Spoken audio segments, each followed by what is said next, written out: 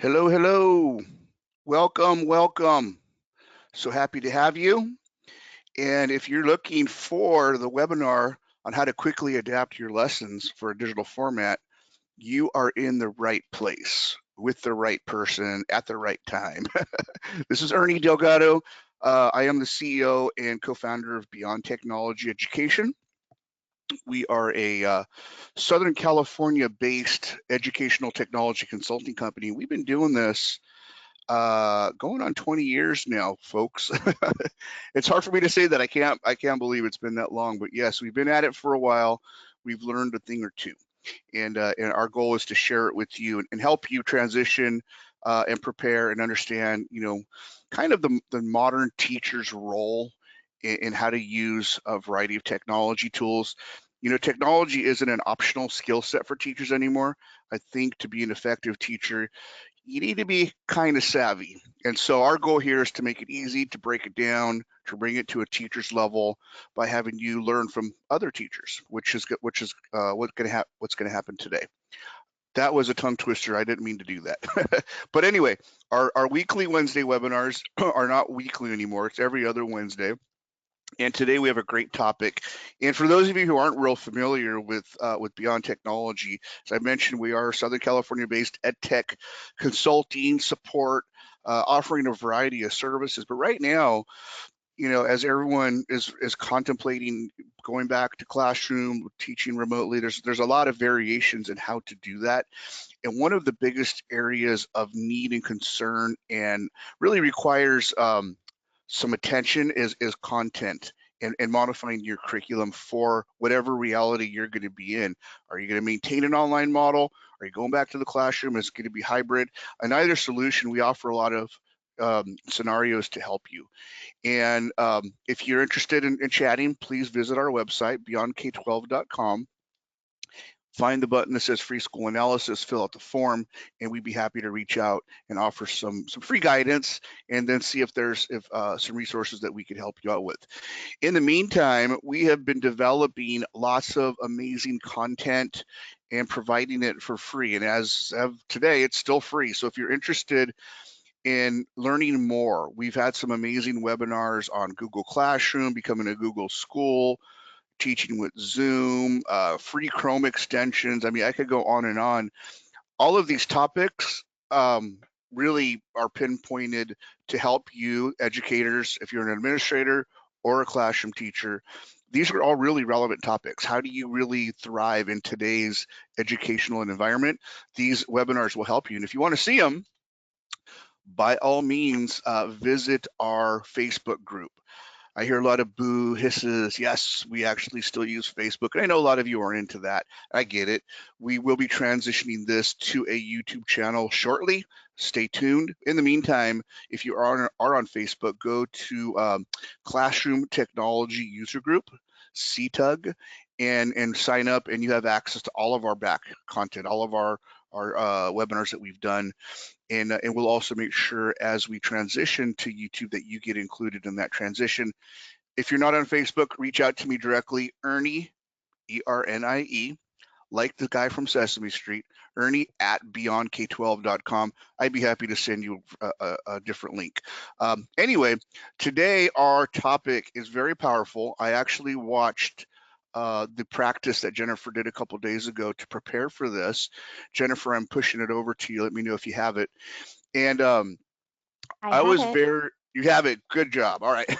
we're going, we're doing well. But it's a really good topic. I mean, I was intrigued. I'm not gonna say much more about it. Jennifer has been with us for many years. She's an excellent, not only content creator, but educator and mom. I'm gonna let her get into her background. Jen, have a great webinar. Folks, there is a Q&A panel. If you look on the GoToMeeting panel, and you'll see where it says questions, let us know how we could help you out, okay? In the meantime, I'm gonna push it over to Jen. Jen, take it away. Great. Thank you so much, Ernie. Hi, everyone. My name is Jennifer Gullich, and I am the Director of Curriculum here at Beyond Technology. I just wanted to let you know I'm going to go ahead and keep my camera off during the presentation so you get the full screen of of everything that I'm showing you so you can take some nice screenshots or pictures of what I'm presenting to reference later. But today we're going to go ahead and talk about how you can quickly adapt your current lessons to a digital format. As an this ed tech curriculum developer, I do know firsthand that creating in your digital content, going through the instructional design process, it is very time consuming. And I really want to encourage the teachers, educators who's ever listening to take back your time. We don't need to reinvent the wheel to engage your students during this remote learning. So in today's webinar, we're going to go ahead and talk about some specific ways for you to do that. But before we get into it, I want to just introduce myself. My name is Jennifer again, and I've been in education for 16 years now. I currently, like I said, am the curriculum developer here at BTE, but I've also been a teacher. I've taught K through 6th grade, and I've also taught high school technology.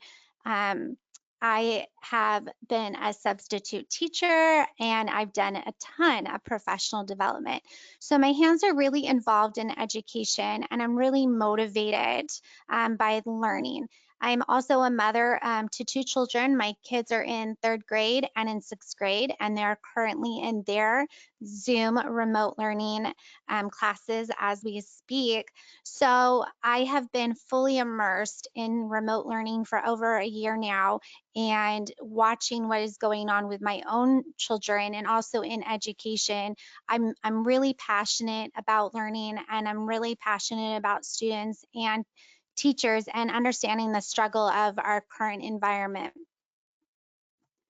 So today you are going to be learning 5 specific practices to take your current lesson material, the papers that you already have, your textbooks, to this digital format. I want you to be able to reduce your stress, reduce your anxiety, and really help you with your time management so you can get back to teaching. You don't have to worry about this instructional design process, and you can continue to do what you've always done, which is to love your students and to teach them the content. So here we go. We're going to dive straight in. The first practice that I want to talk to you about is scanning. How to turn your textbook materials, your worksheets, whatever class papers you have into PDFs. So if you have been trying to recreate these lesson materials from scratch, trying to do this instructional design process, maybe you're buying lessons off of Teachers Pay Teachers. Scanning is an approach that will not only help you save time, but it's also going to help you save money. You're going to be able to use these PDFs in multiple formats to easily create assignments for your students. I will spend time on this later going through additional practices, but for now, I want to show you how easy it is to scan your paper materials. You can scan with an iPhone, you can scan with an Android, you can even, if you have documents that are already on your computer, you can also turn those into PDFs. And if you're going into your school campus or if you have an official scanner at home, you can also use a scanner. So here we go. I have screenshots from scanning using an iPhone because that's what I have. So I'm going to walk you through this process. It's not very difficult. It only takes you a few minutes. The first thing that you will do is you will open up your iCloud Notes. That's the icon that looks like a little notebook. It's yellow and it's white lined like a piece of paper.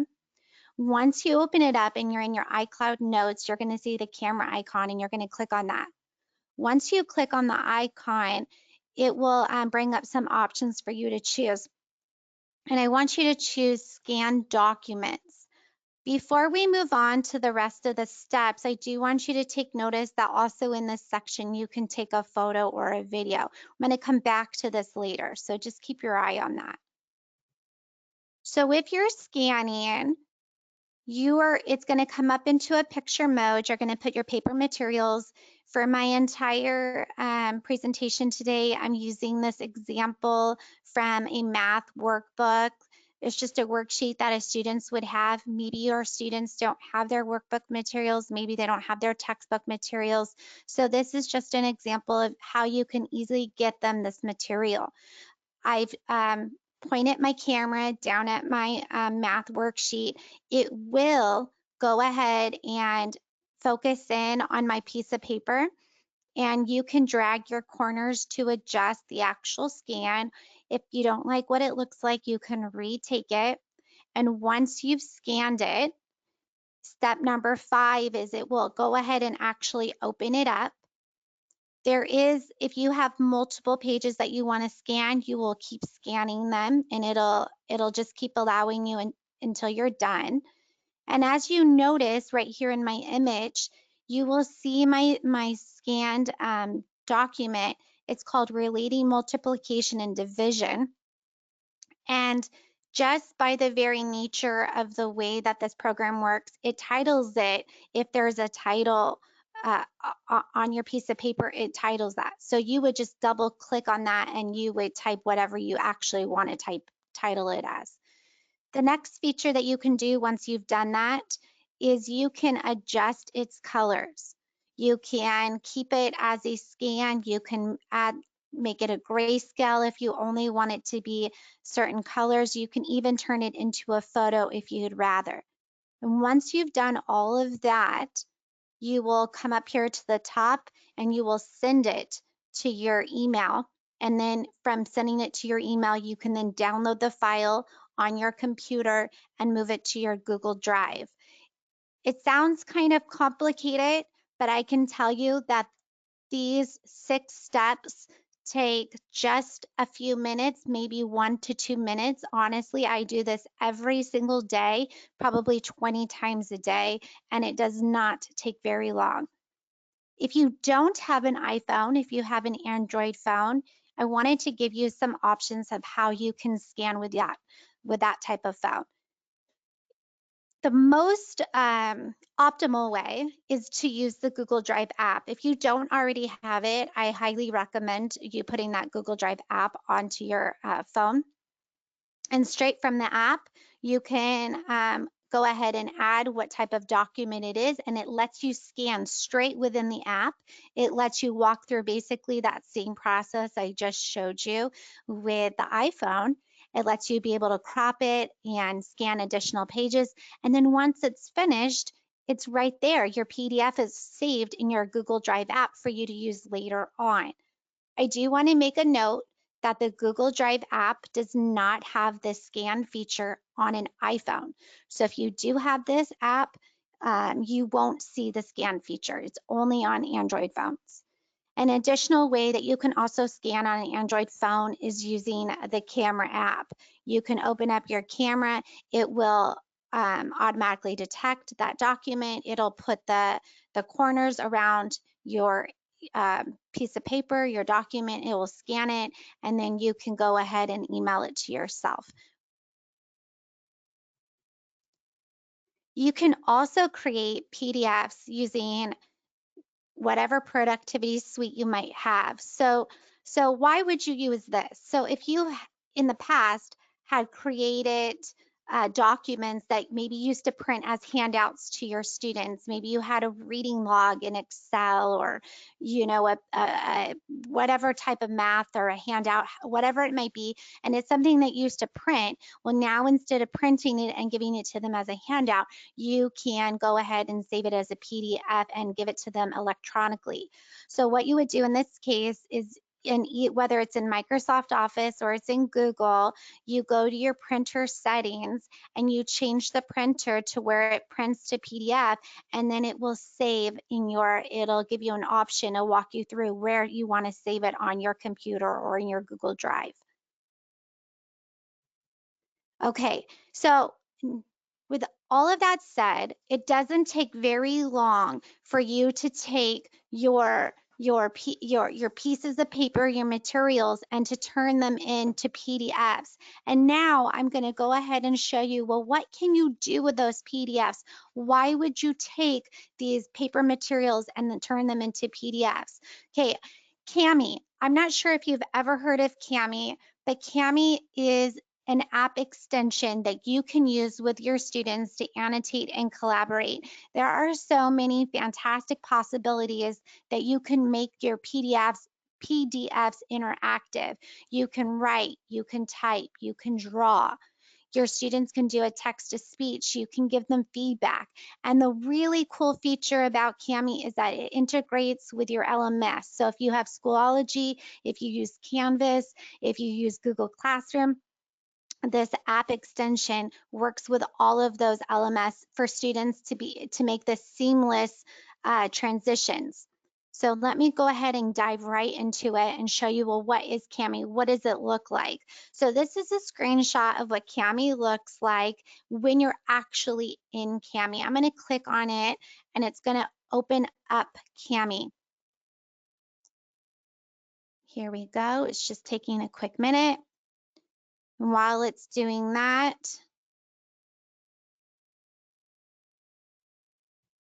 I want to tell you what you can do with CAMI. You will see I put my document in here. I put my PDF. I uploaded it into CAMI. And now my students will have access to my math worksheet. I will have access to it. And what can we do with this? Well, you can use text to speech. So you can actually create personalized instruction. If you have students that have a difficult time reading, they can use the text to speech, and they can highlight what they want it to say and do the text to speech, and it will start talking. I'm not sure if that sound will come through, so I'm not going to go ahead and play it, but your text to speech will do that. So in this case, I have a math worksheet up, but if you had, a social studies textbook, if you had science, if you had a reading passage, you could do this with your students together in your Zoom or your Google Meet, however you're connecting with your students. You can have you can go through it together. You can stop. Your students can independently be reading whatever it is. If your students get stuck, oh, let me get out of that. If I wanted to look at a word and I didn't understand what it means, as a student, I could highlight the word using the dictionary tool, and the dictionary definition would pop right up. So I know a lot of times we teach our students to use the context clues around words that they don't know to understand what it means in the context of what they're reading. But here's also a great way for your students to immediately understand what they're reading to keep them engaged. Your students can go ahead and they can annotate. You can see that I've already marked up and highlighted certain things that were important to. You could do this as a teacher alongside of them. So if you're doing it together in class, in your digital class, your students would then have the annotations to refer back to. You can have your students do that, like if they're looking for key details or main ideas, if it's a reading passage or social studies, they can do that. If it's a worksheet such as this, or maybe it's an assessment, your students can go ahead and answer in multiple ways. And this is one reason I really love CAMI, because it gives them a lot of options on how to respond to our assignments. So if you have students that want to go ahead and just simply they want to type something, they could insert a text box and they could type the answer. Your students can also draw the answer, right? There's this drawing feature. Your students can also use shapes. For instance, since this is a math worksheet and it says use counters or draw a picture to solve, they could use counters. And then they could create their shapes to show their thinking. And if they make a mistake, there's an eraser that lets them erase it. Super easy. There's also equations that they can put in if it's something more complicated. And another really cool feature for both you as a teacher and for your students is there's this comment section that allows students, if I was a student, it would allow them to be able to respond and show their thinking in multiple ways. So in this instance, I have already used in a text box and I've used the drawing tool, but maybe your student has difficulty with modality and then they need to whoops, I accidentally just started it. They could do a screen capture and they could capture what they're doing. They could leave just a text comment, say maybe they don't understand something, they're confused, or they want to explain their concept a little bit more. They can also create a voice comment and they can even create a video comment. So there's a lot of ways for you to all of a sudden turn your normal paper material that you have in your classroom into this really cool digital, interactive, instructional method without having to go through that instructional design process and spend so much time just creating some kind of a fancy project on Google Slides, right? So this is really cool. I want to show you how it interacts with Google Classroom. So I'm going to back out of this and I'm going to come back up to my presentation and I'm going to show you if I were a student what it would look like. So what CAMI would look like if I was a student, it's opening up my Google Classroom. You can easily, I'm going to go back to CAMI in just a minute to show you the teacher side of it. But as a student, I would see the assignment, I would see my PDF, and as soon as I open it up, it goes ahead and it says open with, and I would open it directly with CAMI, and then what the student would see is the same thing like this. They would open up with the CAMI extension, they would do all of their work, and then if the student was working in Google Classroom or what, I'm using Google Classroom today as my LMS, but if you use Schoology or if you use Canvas, your students would simply, this portion right here where this little button is, it would simply turn in the assignment and then it would be done. And then when your students went back here, they would see that now the assignment is grayed out. It has already been submitted. And then as you as a teacher, you can open back up the worksheet. You would see all the work the student did, and it's an easy way for you to give feedback as well. You can correct in all these different ways. You can leave a text comment, you could leave a voice comment, and now it's a really helpful way for you to replicate that authentic learning process with your students and giving feedback and helping your students learn and grow. So if you were a teacher, I'm gonna show you.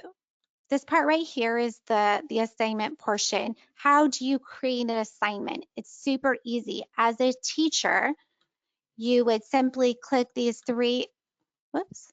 You simply click, I need to get off of that. There we go.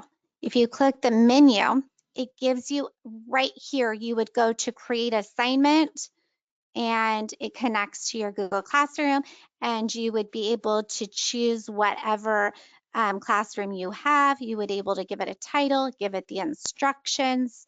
You would be able to give it its point value.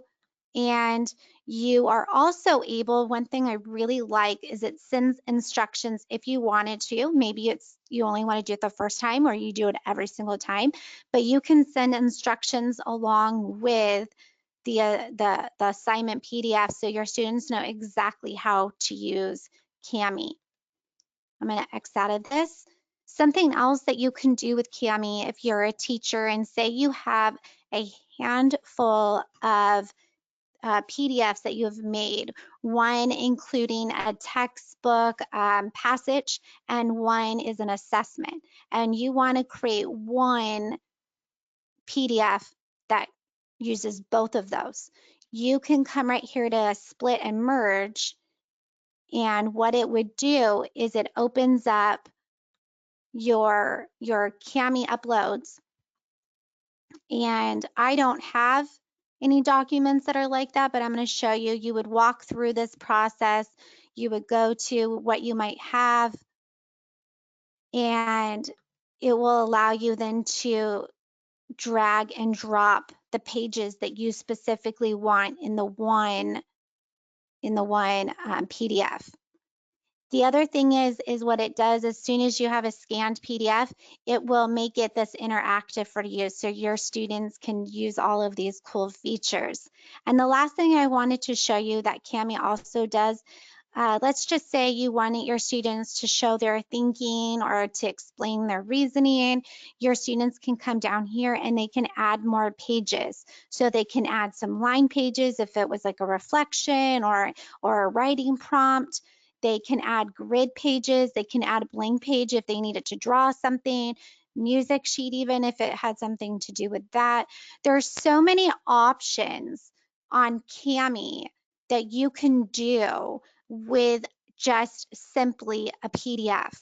Taking a few minutes, making that paper material, uploading it in CAMI, and now your students and you are really set to have a great instructional time. So I'm going to come back to my presentation. I want to talk a little bit about CAMI. CAMI is not free, okay? So this is not a free app. So let's talk about that. Do I think it's worth it? Yes. I'm opening up CAMI and I'm going to show you. There is a basic plan that is free, but it does not include all of the teacher elements that I have just gone through and I've described. It's a very, very basic plan. The teacher plan really allows you and your students to interact and to have the integrations with the LMS systems. Okay, it is $99 a year, but what I want to say to that is if you go on to CAMI, because we are in this remote learning environment, you can go onto CAMI and you can find that they have discount codes that currently give the teacher plan for free for the remainder of this current school year, so through June. They've got a few things going on, a few promotions, what you will. So if CAMI is something that you're interested in doing with your students and the price scares you, please go on to CAMI, not only look through their information, but also you can reach out to them. And something I do want to point out about CAMI, I'm going to see if it's under their blog tomorrow, and I'm just mentioning this because if you are really interested in CAMI, I noticed that tomorrow they're having a bit of a webinar conference on February 18th, which is tomorrow, and they're going to be sharing some information and connecting with other teachers. So I just wanted to point that out, that if you wanted to learn a little bit more about CAMI, that's something that you can do. Okay. I'm going to move off of CAMI, but one last thing before I do, the benefits of using CAMI. There is so much differentiated instruction that you can do with the text to speech, being able to record your answers, to do the annotation. It's a quick and easy way to get those textbooks or other material to your students, and it integrates so seamlessly. You will be surprised and you will not have to spend so much time preparing your materials.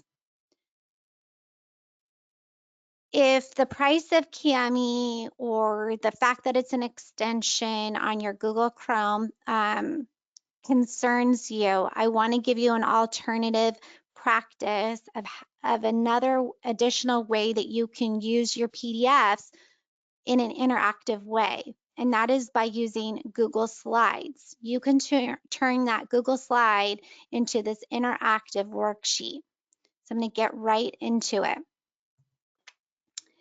Jen, we lost your screen. All I can see is the webinar announcement. Oh, geez. Can you There it see is. it now? There it is. Oh, okay, good. I'm so glad you have it back. Thanks for letting me know. All right, I'm not sure what you missed, but I just want to show you. Let me go back. Let me see if I can go back. Oh, well, it doesn't matter. What we're going to do is I'm going to show you how to turn your PDFs into an image. And you're wondering, why do I need to turn it into an image? in order to use your PDF as an interactive worksheet in Google Slides, we need to turn it into an image. So if you recall to the beginning when I was speaking about taking your scanning your documents on the iPhone, there is a button right there that you can use and just take an image of it and continue to work through the whole process if you know that this is what you're going to do. But if you do have existing PDFs, if you work through scanning and having PDFs, if you've already have them and you want to do it in this interactive way, it's very easy. We just are going to use the snipping tool. We have a Windows snipping tool and a Chromebook, and I put the key command on my screen. And then what it'll do is it'll let you go ahead and just snip exactly what you want to turn into an image. For Windows, you will just open up the clipboard, and in the clipboard, you can save the image into whatever file you might want it to be saved in for later. And in Chromebooks, as soon as you do the snipping, it's automatically added into your downloads folder as an image. So you can get that at a later moment.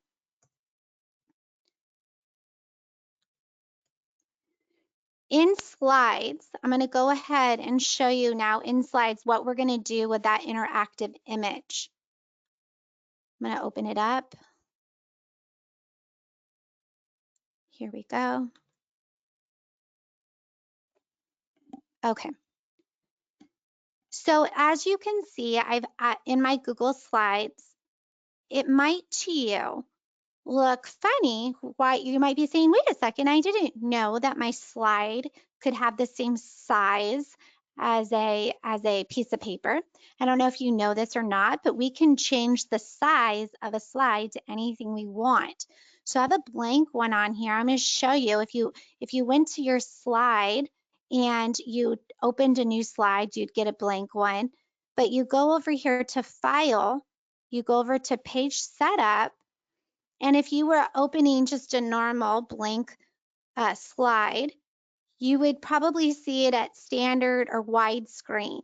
But you will just go down to custom and you can change the width and the dimensions to a portrait piece of paper, which is 8.5 by 11. If your PDF is actually landscape, then you would just flip the two numbers and then all of a sudden your slide would be landscape. Okay, and that's how you get this size, and I have it right here. Now, if you notice, I'm just trying to show you on my screen, I can't move what's my piece of paper. And that is because I don't have it inserted as an image. I actually have it inserted in the background. And the reason then is so that the students don't accidentally delete it. It can't get messed up.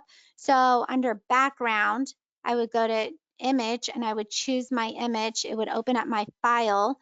And then that's how I can go ahead and put my PDF image right here. Now we can use some similar features that CAMI has in slides to make it interactive. The first thing is that we can use text box feature. I'm going to zoom in so my screen is a little bit, I'm going to zoom into 100. You will see that I already had put a text box in here with my name. If you have students, I'm not sure who's listening, but we are all teachers with different teaching abilities, different grade levels. Some of our students, opening up slides and inserting a text box might be really difficult for them. Some of them over the past year, they might have gained that knowledge. So you're going to have to assess your students and decide, hey, you might have to just stick a text box in here and make it easy for your students. Or maybe you will show them once and demonstrate it and they'll know how to insert a text box. But your students can, they can use a text box to answer the assignment, right? And they can type in. If they didn't want to use a text box, they could also use the line scribble tool to just basically handwrite, just like we did in CAMI. Your students can also use the line tool to underline and annotate. your students could use, say that this they needed to make some objects, or it's an assessment and they needed to circle something. Your students could use the shapes. Now, again, in this case, it might be a little difficult for your students to make them. You'll have to show that, or you could just put one up in the corner for your students to copy and paste. This one, the fill color is in, so if you were going to use it maybe to circle something, you'd want to show your students how to make it transparent, and they could always change the color of it, and then they can do whatever they want with it. They can use it, they could copy it and paste it and make more for the counters. If it was something that you were wanting them to circle the right answer, they could make a circle over it. Or if it's something like, okay, circle the pronoun, or circle the, an important word, they can go through and they can circle certain things if that's what you want them to do in your lesson. You as a teacher could put notes down here where it says speaker notes, so you could give direct instruction to your students as to what you want them to do. And then as soon as they're done, then they can automatically turn in that assignment in the Google Classroom learning system. So it's a very easy, effective way to use your PDFs to get your kids learning on their paper materials instead of having to go through that instructional design process. I'm going to go ahead and get out of this and go back to my presentation. Some quick slide benefits before we move on. Students are probably pretty familiar with slides at this point in the game, and it's pretty easy to use. And for you as a teacher, it's free, right? You're not spending that money using an extension like CAMI, and it's quick and easy, and it integrates seamlessly with your LMS. The next practice that I want to discuss with you today and share with you is using forms. Up until right now, we've been talking about using our paper materials. We've turned them into PDFs, and we've been interacting and engaging with those paper materials. And now I want to transition from talking about paper materials to actually using a digital format to create in a very easy manner. And why? I'm going to show you why in just a minute. I would suggest using forms versus maybe a traditional PDF test. You can use forms for subject matter tests. You can use them for comprehension tests, checks. There's a lots of varieties of ways that students can answer. And you can also do images with your tests and video. So here's some examples that I have put on here. The first example you will see is actually already graded, and it's a spelling test. And it's not only spelling, but then you will see question 4 and 5 is talking about fluency and what those vowel sounds sound like, and getting your students to check and making sure that they understand the fluency in those words. In this quiz with the apples, you're able to use images to check for the students' understanding about counting. So this one would be more, related for probably kindergarten. But the point is that you can use images also, right? The next one is a comprehension check. You can easily create a form where students have to answer questions that show their understanding of whatever context that you guys have been talking about. And then the last one down here at the very bottom is a math quiz where you're easily able to give students math problems. And I'm going to say this for any older grades, upper grades, high school. You can use a math extension called Equatio, and it will let you put in a specific equation into the question itself to be able to make those more complicated math questions right here in Google Forms. So we're going to open up Google Forms and take a look as to why I would promote using a Google form versus using a traditional test. Okay, and this is why, this is what I'm going to say is I'm going to come up here to the settings before I show you my quiz I started to make, is that when you do a quiz on here, you can make it, when you make your form a quiz, it will automatically grade. Okay, so think of the time reduction that it will automatically grade for you. Okay, if you have questions that are multiple choice or true and false, or however way your questions are, you can put in the answer key. Your students will automatically, they can see what questions that they missed. Your students can see the correct answer, and then they can see the value that they've gotten for their answer.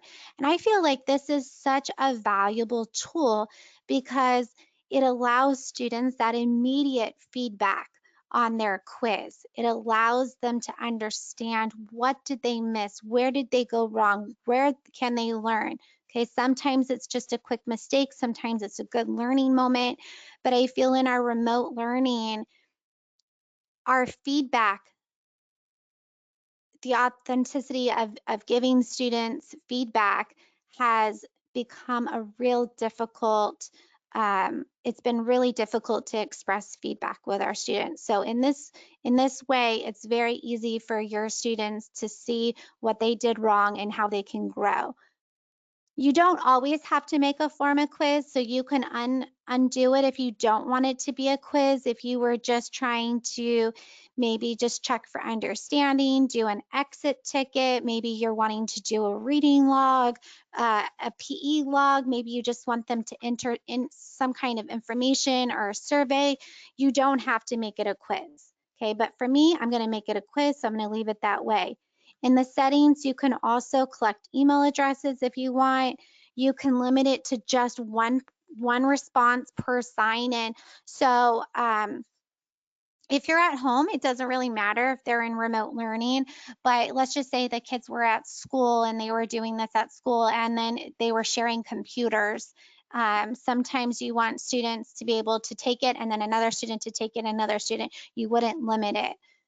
And then after the students respond, sometimes you can allow them to edit if you would rather that, and you can also let them be able to see. Um, say you were taking a tally of information to allow them to see the chart and information.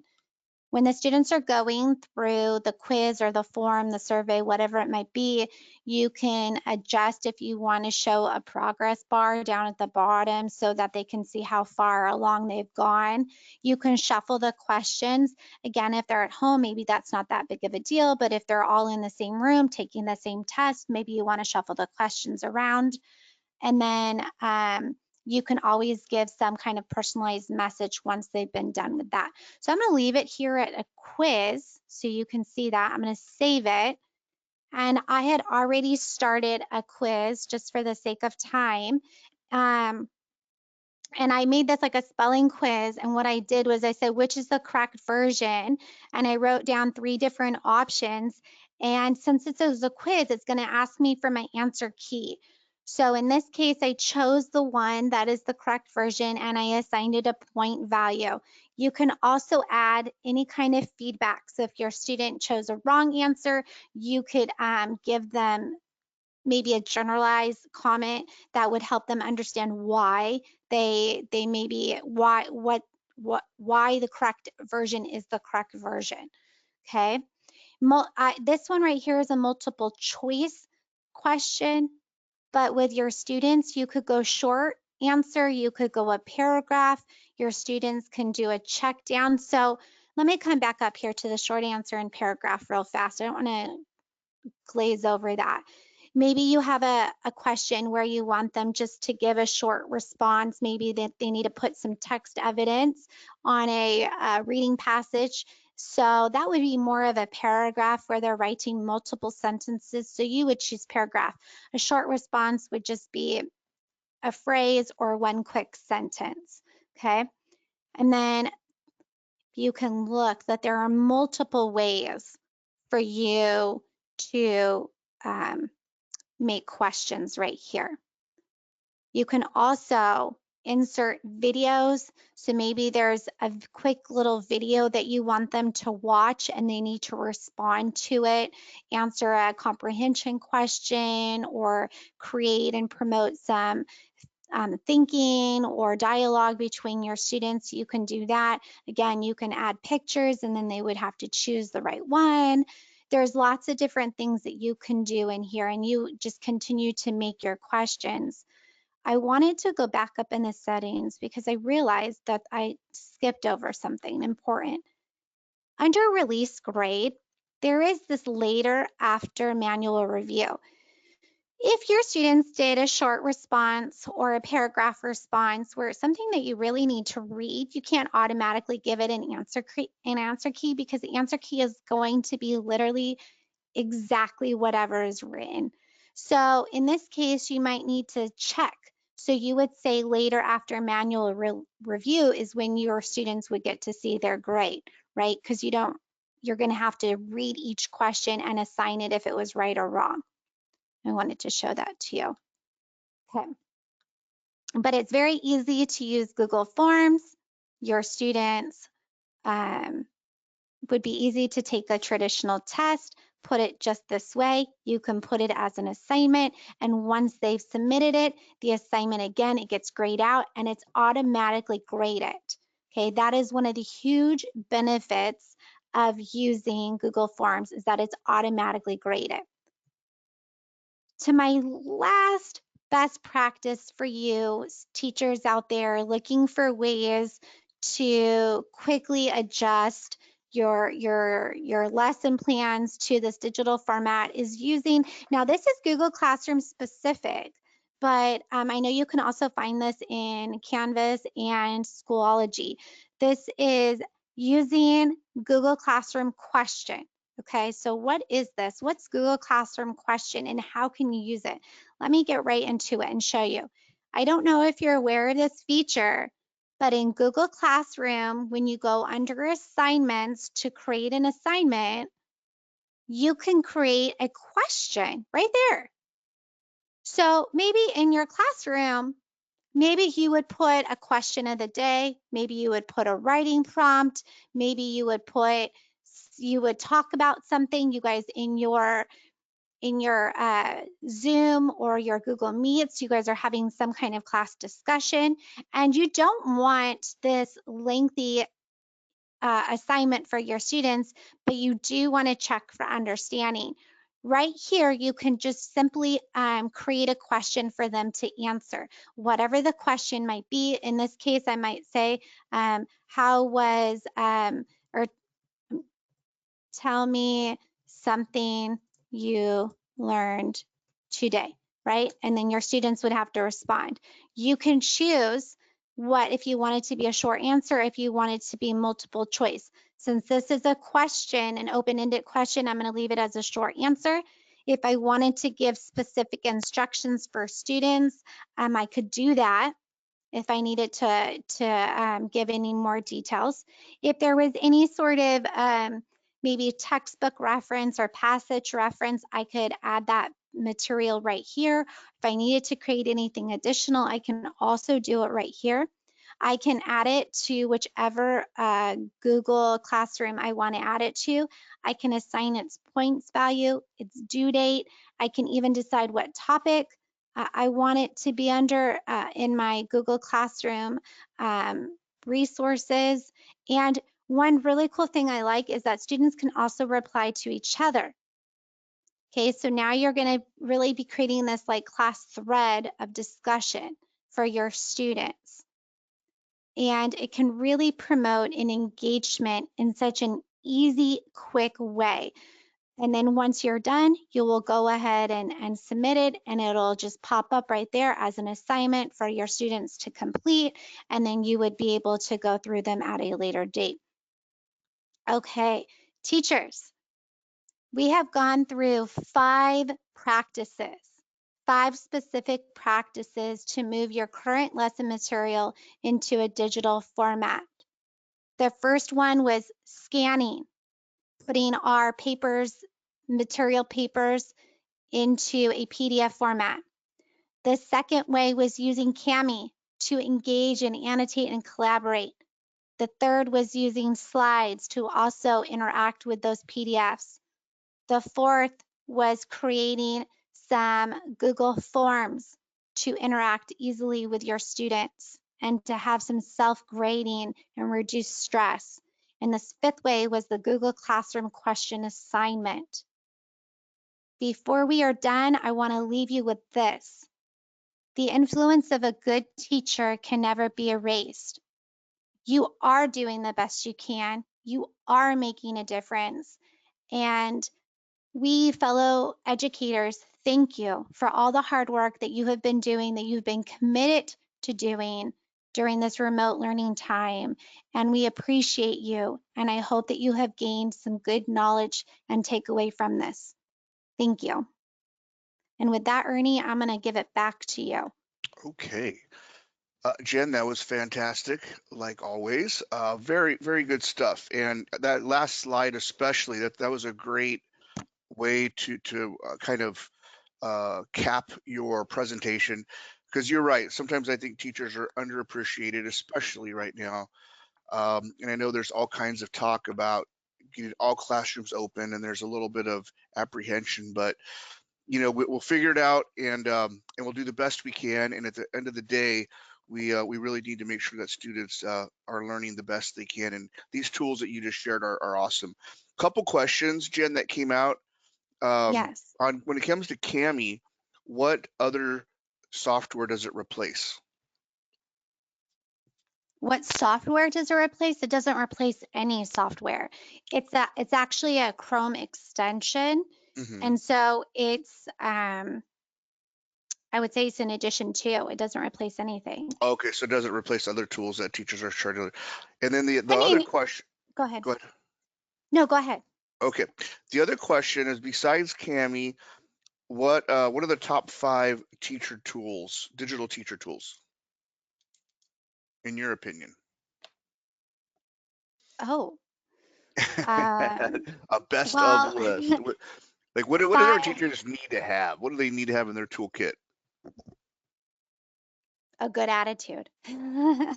I feel that screen capturing is really a positive digital digital component to be able to make any type of videos for their students, whether they're trying to create some lessons for their students to do independently. So a screen capturing tool, which we have gone over in previous webinars, but such as Screencastify would be a great digital Mhm. tool I to remember that have. one. Any type of there's this interactive whiteboard that I know of too. I'm trying to think. I think it's whiteboard.if. I'd have to look at it in specifically, but somebody could Google that. An interactive whiteboard for you to use. Jamboard is a great interactive tool to use with your students to be able to collaborate. That's a Google, that's part of the Google Suite apps that they have. Mhm. Uh, what else is out there? Any type of, um, oh geez, I can't even Put you think on of the spot anything there. else. Yeah, there's So so many good ones, but exactly, I there's hope a that, ton yeah, of I stuff hope out there. that helps. And Yeah. would you consider CAMI to be in the top 5 list? I think CAMI is right up Yep. there. I know a lot of excellent teachers that use CAMI, and I'm not sure who our audience is, but yeah, a lot of public school districts have bought the district access for that. So if I was a teacher and I was worried about the cost, I would make a case to my principal most definitely and say how worth it is for your students to be able to interact. Mhm. I've been using CAMI since this entire school year, and really, truly, Awesome. it is such a benefit. Real good. Okay. Well, thank you for that, Jen. Obviously, there's a lot of other tools out there. Jen mentioned a couple of the strategies and methods that really can help teachers, thrive. And I really think it's a time where we all kind of have to take a reflection on, our jobs and what we're trying to accomplish, and just the new realities of the world, and how can we leverage technology, not abandoning our principles as teachers and educators, and correct methods and pedagogy, but bring all these things together to be even a better teacher. I have seen, believe it or not, a handful of teachers who actually thrived in this environment, and actually have found a perfect blend of online versus traditional tools, and have actually become better educators. I have some teachers that don't want to leave their house. They want to teach from home forever. They love it, and they figured out how to do it, and their teachers are, I'm sorry, and their students are benefiting. Obviously, that eventually that's going to go away, hopefully. But keep in mind that there are a lot of wonderful tools, strategies, and methods that can really help you become a better educator. And today, hopefully, was one of those introduction to tools that will help you. Okay, thank you folks for your time. I appreciate you, and we will see Jennifer back sometime within the next couple months for some more content. Have a great day.